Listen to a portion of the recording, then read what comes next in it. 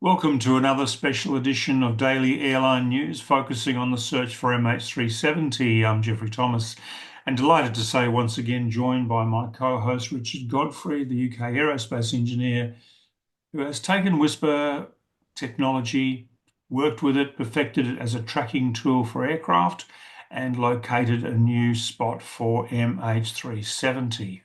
Welcome, Richard. Good afternoon, Jeffrey. And as usual, we're going to start, well, not quite as usual. We didn't do it yesterday. We're going to do it today. An update on Armada 7806. Yeah, Armada 7006 has left Singapore this morning and is headed for the Philippines, where it is expected to arrive in 7 days' time on the 16th of April. You will remember the MH370 families issued a statement, in fact, two statements, one uh, on the 27th of March that the contract for a new search has been signed, and then another one on the 2nd of April that Ocean Infinity have stopped the search for this season. We'll be going back next season, and they had an weather issues, which is the reason it was stopped short this season, and they had unavoidable prior commercial commitments. So that's presumably why it's immediately turned around in Singapore and heading back out. Now, we've had two statements from the families. Thank them for those two statements. We've had several statements from the Minister of Transport in Malaysia, Anthony Loke, and from his ministry and his team. We would also welcome a statement from Ocean Infinity on what's happening in terms of their plans for MH370 and a new search. Yes, it certainly would help, wouldn't it? If they did, yeah, let's see what happens because they tend to be a bit media shy, don't they, from time to time? Yeah, they haven't made a statement so far this year, but quite clearly, business is as usual. And yesterday, for example, as soon as the Armada 7806 arrived in Singapore, they had a bunkering tanker, Merlion 31, alongside for 4.5 hours, refueling Armada 7806 in preparation for the departure today. We're showing a screenshot of that refueling action. So yeah, there's a lot on their agenda at Ocean Infinity. Mm. Talking of research vessels and searching vessels, what's happening with our Chinese friends? Yeah, well, they've stopped again on Broken Ridge and the vicinity of Broken Ridge in the middle of the Indian Ocean. This time they've been stopped for over 30 hours, Gee. and the vessel is showing restricted status, which means normally when an Armada vessel is showing restricted status, it's deploying AUVs or ROVs. So restricted status on this Chinese vessel, Tan Su Yi Hao. Can't pronounce that correctly, but may mean that they're also deploying AUV or ROVs. Mm. Um, we had a viewer request a screenshot showing the latitude and longitude of the Chinese vessel. So here you go. We're showing a screenshot. The current position as of 0436 UTC this morning was 33.41303 degrees south, 101.34034 degrees east. So, this is the episode where we delve into what the experts think about MH370. Now, you ran a survey of aviation analysts, asking them to score the various theories as strongly agree, agree, neutral, disagree, and strongly disagree. So, what were the survey questions, Richard, and that you asked the experts? Well, we put forward a number of options in the questions. Question A1, that the captain was involved in a murder suicide, and the captain was an active pilot right till the end of the flight. A2 is a sub option, uh, captain murder suicide, but the flight following the final major turn into the southern Indian Ocean was effectively a ghost flight from that point on, and there was no active pilot to the end. Question B1 and B2 are the same again for the co-pilot. C1 and C2 are the same again for a third-party hijacker, which was neither the captain nor the co-pilot. Then D1, 2, and 3 alternative, oh, and D4 as well, alternative electrical fires, either lithium ion battery in the cargo, lithium ion battery in the cabin, electrical fire in the cockpit, electrical fire in the main equipment center. Then E1, E2 were decompression scenarios, either slow or rapid. F1 and F2 were single failure or multiple failures, hypoxia, ghost flight. And finally, G was other. And if other, then please specify. The million-dollar question is, what were the results? Yeah, very interesting. The experts were quite divided. Um, and the number one, with only 24%, was murder suicide by the captain with an active pilot right to the end. 19% murder suicide by the captain, uh, but no active pilot right to the end. 15% the multiple failure, hypoxia, ghost flight scenario. 11% electrical fire in the cockpit. 8% the single failure, hypoxia, ghost flight. 6% electrical fire in the main equipment center, and 6% rapid decompression.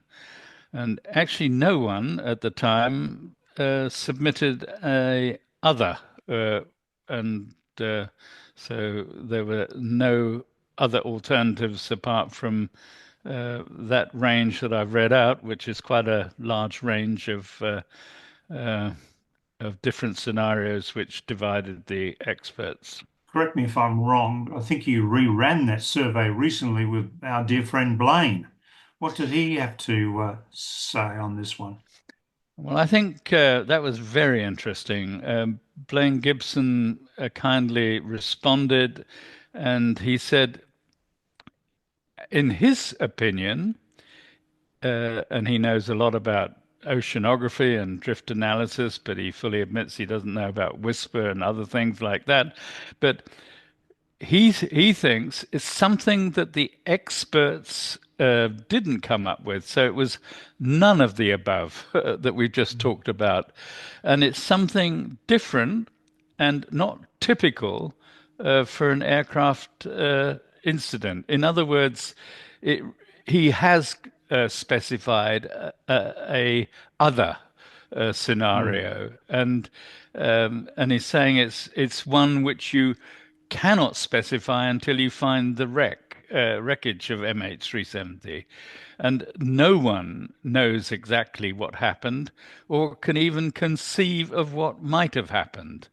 Um, Mm. and I have to say, I fully support that alternative scenario that Blaine has put forward because, in my view, it is not typical when an aircraft has a technical problem or a fire that it carries on flying for 7 hours, 37 minutes. I think, Jeffrey, you would agree in all of our research into the aviation safety network database and all of the Mm. crashes and the incidents over the entire history. of aviation. There's never been an aircraft that carries on flying for 7 hours when it has a problem. Well, absolutely. And And when you have a fire, you've got 30 minutes, and that's it. That's the end of it. yeah, You know, yeah. your fires are S- deadly, deadly. Um, So that's one issue. It's also not typical when an aircraft is hijacked that there are no demands made to the authorities. Normally, a ransom for money or release of prisoners, or there's some demand made, but in this case, there wasn't. It's also not typical when an aircraft is diverted in a suicide case, that the aircraft is not crashed into the nearest obstacle, whether it's a mm, 9/11 situation in New York or crashing into the mountains in the Alps like German wings. yeah, So yeah. again, strange. It's also not typical that a modern aircraft with three VHF radios, two HF radios, and satellite communications fails to make any emergency call. Mm, It's not yeah. typical with radars and transponders and satellite tracking and collision avoidance systems that a modern airliner just disappears without trace. So I have a lot of sympathy for Plane's view.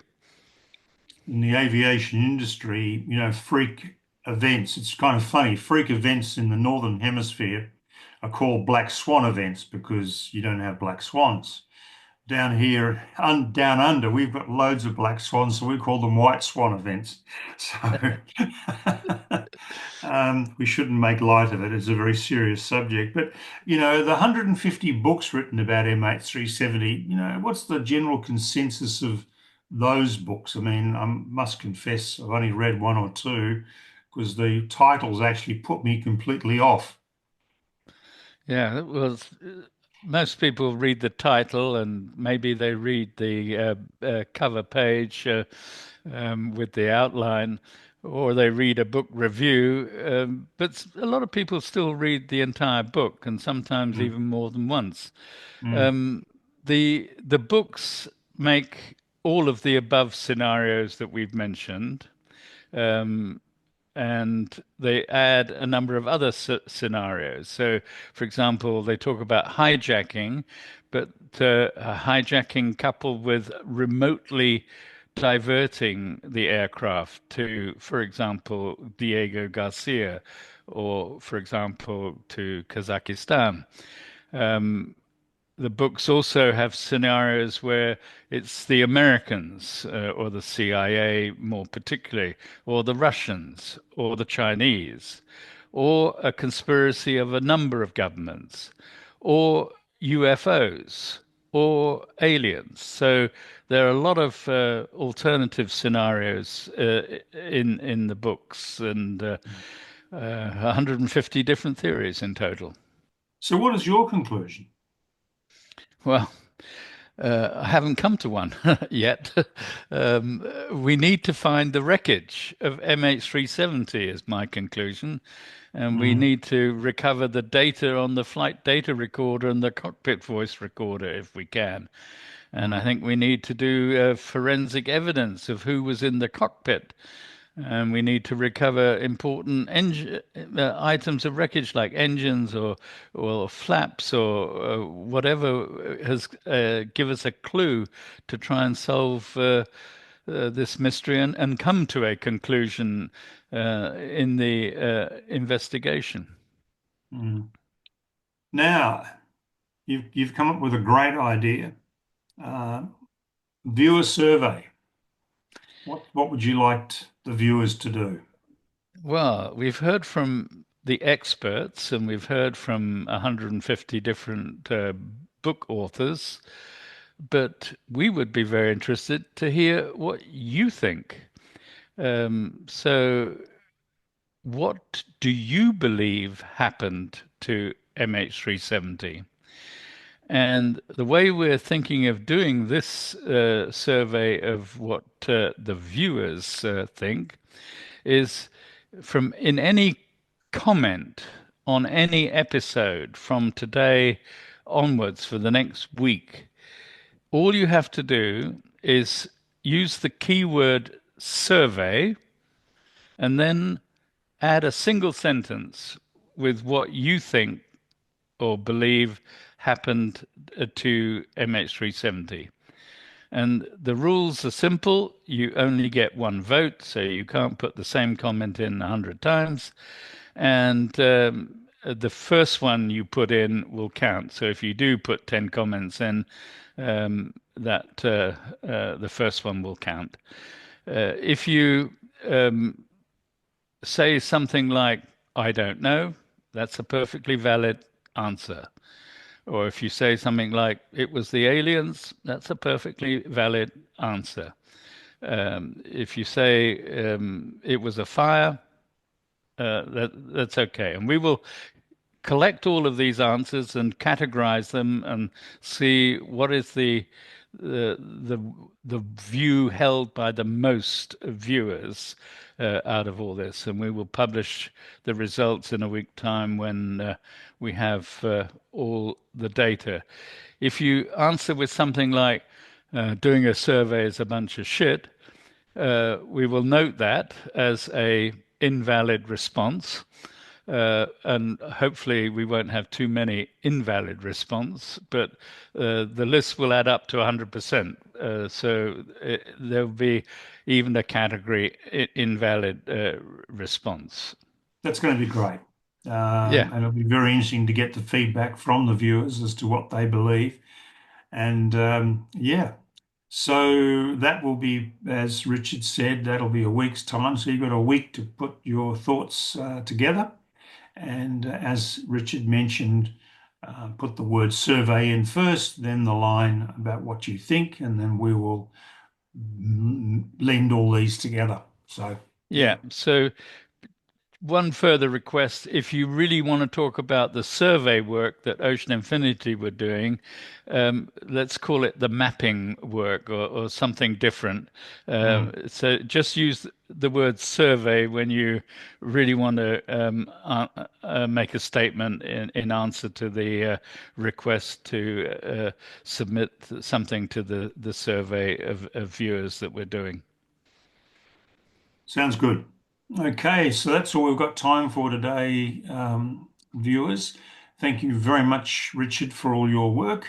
Thank you, viewers, for tuning in. Please subscribe to us, please like us, and please do keep those comments coming. And of course, do give us your feedback on the survey. And tune in tomorrow when we're going to try and catch up with a lot of great viewer questions. And there's some really, really good ones. So, I think we've got some very smart people out there, Richard, watching this program, and clearly we should get a lot of feedback on the survey. Yeah, I'm looking forward to it. Mm. So please tune in tomorrow. Thank you, Richard. Cheers.